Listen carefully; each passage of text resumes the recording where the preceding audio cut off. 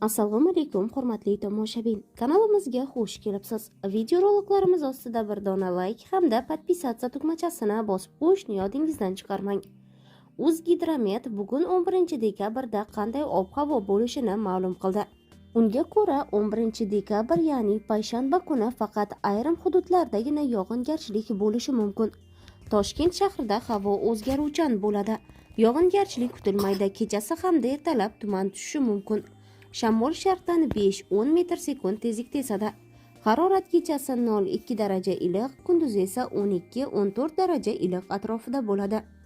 Qoraqalpog'iston Respublikasi hamda Xorazm viloyatida havo o'zgarib turadi. Yog'ingarchilik, yomg'ir, qor bo'lishi mumkin. Tuman tushish ehtimoli yuqori. Shamol sharqdan 7-12 metr sekund tezlikda esadi. Ba'zi joylarda 13-18 metr sekundgacha, ayrim joylarda ba'zida 20-22 metr sekundgacha kuchayishi mumkin.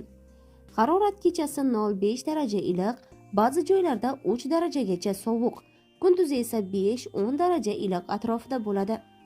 Buxoro hamda Navoiy viloyatlarida havo o'zgarib turadi. Ba'zi joylarda yomg'ir yog'adi, ba'zi joylarga tuman tushishi mumkin. Shamol sharqdan 7-12 metr sekund tezlikda esadi. Ba'zi joylarda 13-18 metr sekundgacha, ayrim joylarda 20-22 metr sekundgacha kuchayishi mumkin. Harorat kechasi 2-7 daraja iliq, kunduzi esa 13-18 daraja iliq atrofida bo'ladi. Toshkent, Sirdaryo, Jizzax hamda Samarqand viloyatlarida havo o'zgarib turadi.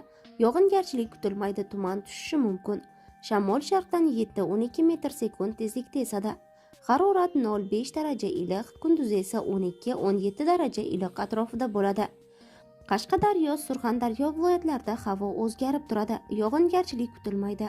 Shamol sharqdan 7-12 metr sekund tezlikda esadi. Harorat kechasi 2-7 daraja iliq, kunduzi esa 16-21 daraja iliq atrofida bo'ladi.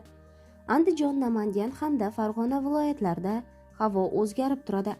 Yog'ingarchilik kutilmaydi. Tuman tushish ehtimoli mavjud. Shamol sharqdan 5-10 metr sekund tezlikda esadi. Harorat kechasi 3 daraja sovuq, -2 daraja iliq, kunduzi esa 5-10 daraja iliq atrofida bo'ladi. Respublikaning tog' oldi hamda tog'li hududlarida havo o'zgarib turadi. Vaqti bilan yog'ingarchilik, yomg'ir, qor yog'ishi mumkin. Tuman tushish ehtimoli yuqori darajada. Shamol sharqdan 7-12 metr sekund tezlikda esadi. Harorat kechasi va kunduzi 2-7 daraja sovuq bo'ladi. Prognozlarga ko'ra 10-dekabr kuni O'zbekiston hududiga nam hamda sovuq havo massalari kirib kelishi davom etadi. 10-12 dekabr kunlaridan boshlab Toshkent hamda Namangan viloyatlarining tog'li hududlarida qor tushish xavfi e'lon qilingan hamda barcha fuqarolar ogohlantirilgan.